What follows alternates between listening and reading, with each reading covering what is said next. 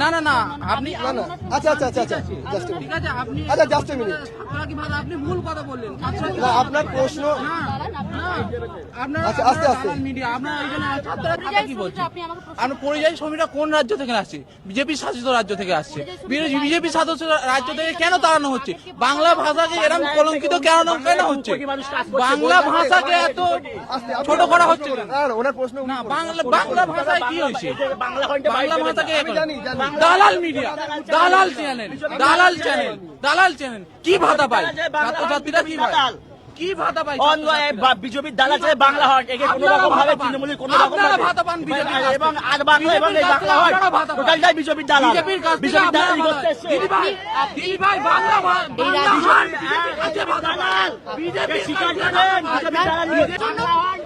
মেয়েদের জন্য এত প্রকল্প করছে, আপনি আমাকে একটা মেয়ে সাংবাদিককে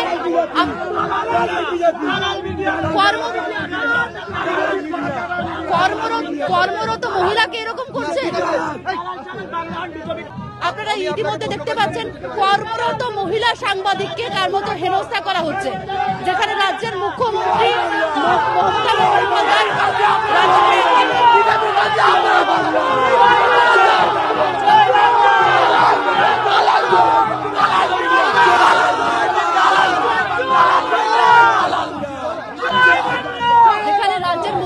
মমতা বন্দ্যোপাধ্যায় মহিলাদের জন্য একাধিক প্রকল্প, একাধিক বিষয় নিয়ে তুলে নিয়ে আসছে। সেখানে দেখুন তৃণমূল ছাত্র পরিষদের কর্মীরা কিভাবে একজন মহিলা সাংবাদিককে হেনস্থা করছে। একবার দেখুন। কলকাতা বিশ্ববিদ্যালয় এত বড় বেহায়া আমি জীবনে দেখিনি। আজ 28 আগস্টে পরীক্ষা ফেলে দিয়েছে। আমি ওনার শিক্ষাগত যোগ্যতা নিয়ে প্রশ্ন তুলেছিলাম, তিনি বলছেন নিচে কয়েকজন আমার শিক্ষাগত যোগ্যতা নিয়ে ঘেউ ঘেউ করছে। শান্তা দেবী বেশি কথা বলবেন না, আমাদের ঘেউ ঘেউ নিয়ে কথা বলবেন না। আমাদেরকে যদি ঘেউ ঘেউ বলেন, আপনি রাজ্যপালের কাছে কতবার মেউ মেউ করেছেন সেটা আমরা তুলে ধরব। দর্শক শুনলেন আপনারা, এরা টিএমসিপির ছাত্র নেতা নাকি গুন্ডা নেতা? আপনারাই বলুন। এদের মতে কি আমরা যেটা বলবো সেটাই ঠিক, বাকি যারা যেটা বলবে সেটাই ভুল। আর যদি এদের বিরুদ্ধে কেউ আওয়াজ উঠাতে যায়, এদেরকে যদি দুটা প্রশ্ন কেউ করতে যায়, তাহলে উনি কি হয়ে গেল? বিজেপির দালাল মিডিয়া। আপনারা দেখছেন প্রকাশ্যে একটা মহিলা মিডিয়াকে কিভাবে এই টিএমসিপির এই গুন্ডা নেতা, ছাত্র নেতা বলা যাবে না, গুন্ডা নেতারা কিভাবে হেনস্থা করছে দেখতেই পাচ্ছেন। মানে এনারা যেটা বলবে সেটাই ঠিক। যখনই এই মহিলা এদেরকে দুটো প্রশ্ন করল, তখন হয়ে গেল কি বিজেপির দালাল মিডিয়া। মানে এদেরকে প্রশ্ন করা যাবে না। এরা যেটা বাংলার মানুষকে বুঝাবে সেটাই ঠিক, বাকিগুলো ভুল। এই টিএমসিপির ছাত্র নেতাদেরকে আপনারা কসবা কলেজে দেখতে পাবেন নাই, আরজি করের মতন ঘটনায় দেখতে পাবেন নাই। মুর্শিদাবাদে হিন্দুদের সঙ্গে এত অত্যাচার হলো, তখন এই টিএমসিপির ছাত্র নেতাদের আপনি দেখতে পাবেন নাই। সন্দেশখালিতে এত বড় ঘটনা ঘটল, তখন আপনি এই ছাত্র নেতাদের দেখতে পাবেন নাই। কখন আপনি দেখতে পাবেন? এখন কি বলা আছে যে বাইরের রাজ্যে পরিযায়ী শ্রমিকদের সঙ্গে অত্যাচার আছে, বাংলা ভাষা লোকেদের সঙ্গে অত্যাচার আছে, বাংলা ভাষাকে হেনস্থা করা আছে। আপনাদের লিডার ফিরহাদ হাকিম কলকাতার যে গ্রেট মেয়র হয়ে বসে আছে, এই টিএমসিপির ছাত্র নেতাদেরকে বলার আছে। উনি যে বলেন যে ইনশাল্লাহ তালা বেঙ্গলের অর্ধেক পপুলেশন একদিন কি উর্দু বলবে, তখন বাংলা ভাষা হেনস্থা হয়নি। বাংলা ভাষা বলছে কোথায় হেনস্থা আছে? বাইরের রাজ্যে, বিজেপির রাজ্যে। বলছে বাইরের রাজ্যে তো বিজেপি রুল করে, সেই বিজেপির রাজ্যে কি করা আছে? বাংলাভাষী লোকেদের সঙ্গে অত্যাচার করা আছে। যদি সত্যি অত্যাচার করা হচ্ছে, এখন ভগবান না করুক যেমন অত্যাচারিত না হয়। এখন মমতা ব্যানার্জি যে ভাইলেন্স ক্রিয়েট করছে, ওনাদেরকে বলছে 5,000 টাকা করে মাসে দেব। যদি সত্যি যে ভিডিওগুলো ওনারা সোশ্যাল মিডিয়ায় পোস্ট করেছে পুরোটাই তো ফ্যাক, আপনারা দেখিয়েছেন প্রত্যেকটা নিউজ ফ্যাক। কিন্তু বাস্তবে যদি এইভাবে সত্যি কিন্তু অত্যাচারিত হয় বাইরের রাজ্যে, দিদি তাদেরকে পারবে তো খাওয়াতে 5,000 টাকা দিয়ে? এখন ইলেকট্রিক বিলের আপনারা জানেন দাম কেমন হয়ে গেছে। এখন একটা ঘরে মাসে ইলেকট্রিক বিলেই 5,000 টাকা লাগে। আর মাসে 5,000 টাকা দিয়ে ওই পরিযায়ী শ্রমিকদের উনি ঘর চালাতে পারবেন? আপনারা বলুন তো। যেভাবে উনি ভাইলেন্স ক্রিয়েট করার চেষ্টা করছে, আর এই ছাত্র পরিষদের নেতাগুলো এগুলাকে কি বলবো, মানে টিএমসিপির গুন্ডা নেতা বলাটাও কিন্তু ভুল নয়। শুভেন্দু অধিকারী কি বলেছে আপনারা শুনুন। এই টিএমসিপির নেতাগুলোকে, ছাত্র নেতাগুলোকে, গতকাল টিএমসিপির মানে কি ছাত্র পরিষদের প্রতিষ্ঠা দিবস ছিল। হ্যাঁ, টিএমসিপি প্রতিষ্ঠা দিবস। শুভেন্দু অধিকারী কি লিখেছে, এই ভিডিওটা উনি পোস্ট করেছে আর কি টুইট করেছে, আপনারা শুনুন। ভাইপো বন্দ্যোপাধ্যায়ের আস্কারায় লালিত পালিত হয়েছে এরকম বহু নরকের কীট। কসবা ল কলেজে সহ রাজ্য জুড়ে টিএমসিপির ছাত্রনেতাদের কলেজে অনৈতিকভাবে ক্ষমতা দখল করে মহিলা শিক্ষার্থীদের উপর যে নক্কারজনক আচরণের দৃশ্য প্রায়শই দেখা যায়, আজ তার প্রতিফলন দেখা গেল এক মহিলা সাংবাদিকের সঙ্গে অসভ্যতায়।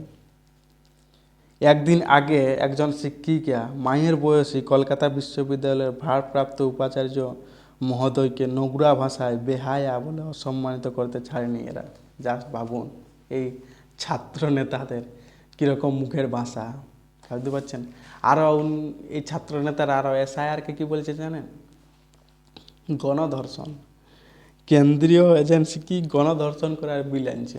জাস্ট ভাবুন, এসআইআর যে হবে, ভোটার তালিকায় সংশোধন হবে, সেইটা কি একটা গণধর্ষণ করার বিল, যেটা কিনা সংবিধানে এই ইলেকশন কমিশনকে অধিকার দেয় ভোটার তালিকায় সংশোধন করার।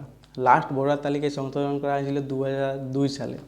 এখন ঘুরে অনেক ভুয়ো ভোটার হয়ে গেছে, তাদেরকে যখন ঝাড়াই বাছাই করা হবে, অনেক বাংলাদেশে অনুপ্রবেশকারী পশ্চিমবঙ্গের মধ্যে হয়ে গেছে, যাদেরকে ফেক আধার কার্ড, ফেক ভোটার কার্ড বানিয়ে দিয়ে এই সরকার কি ভোট ব্যাংকের জন্য ব্যবহার করছে, তাদেরকে যখন ঝাড়াই বাছাই করা হবে, সেই তখন কী বলা আছে এসআইআরটাকে গণধর্ষণ। জাস্ট ভাবতে পারছেন, মানে এরা যেটা বলবে সেটাই ঠিক ছাত্র নেতারা। বাকি যদি কেউ কিছু বলে তারা হয়ে গেল বিজেপির দালাল। জাস্ট ভাবতে পারছেন কীরকম মানে পশ্চিমবঙ্গের ডিক্টেটারশিপ চলছে। এটা তো পুরো বাংলাদেশ মডেল, বাংলাদেশ মডেলকেও ফেল করবে। এর পরিণতি ভবিষ্যতে কি হতে চলেছে সেটা আপনারা বুঝতে পারবেন। ভবিষ্যৎটা কত বড় একটা অন্ধকারের দিকে যাচ্ছে, এটার ফল কিন্তু কেউ ভালো হবে না, এটা আপনারা বুঝে নেবেন। আরও একটা টিএমসিপির নেতা, এই যে টিএমসিপি প্রতিষ্ঠা দিবস, সেখানে যখন যাচ্ছে বলছে হেলমেট কি পরে যাবেন, হেলমেট পরার কোনো দরকার নাই, টিএমসিপির প্রতিষ্ঠা দিবসে যাচ্ছি হেলমেট কি পরব। কারণ মানে কি বলবো, মমতাকে তো যমরাজ্য ভয় পায় না, এটা মমতার রাজ্য। মানে মমতার একটা টিএমসিপি ছাত্র নেতা প্রতিষ্ঠা দিবসে যাচ্ছি, পুলিশ কি করবে, কিচ্ছু করবে না, হেলমেট পরার কোনো দরকার নেই। মানে যা মাইন্ড সেটগুলো ভাবতে পারছেন, যেমন রাজ্যটা ওনাদের, ওনারাই রাজ্যটা চালাচ্ছে। কি অবস্থা জাস্ট পশ্চিমবঙ্গটা, আর ছাত্রদের কি অবস্থাটা করে দিয়েছে আপনারা বুঝতে পারছেন। পুরা এটা একটা ছাত্র মানে কি বলে, ছাত্র সমাজ নয়, দাঙ্গা সমাজ প্রতিষ্ঠা করে দিয়েছে, একটা গুন্ডা সমাজ। শুভেন্দু অধিকারী তো কী করলে, এগুলোকে কি বললে নরকের কীট।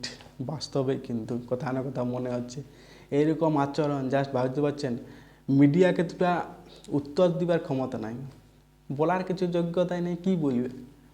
যখন বলার কিছু উত্তর পাচ্ছে না, তখন কি বলছে বিজেপির দালাল।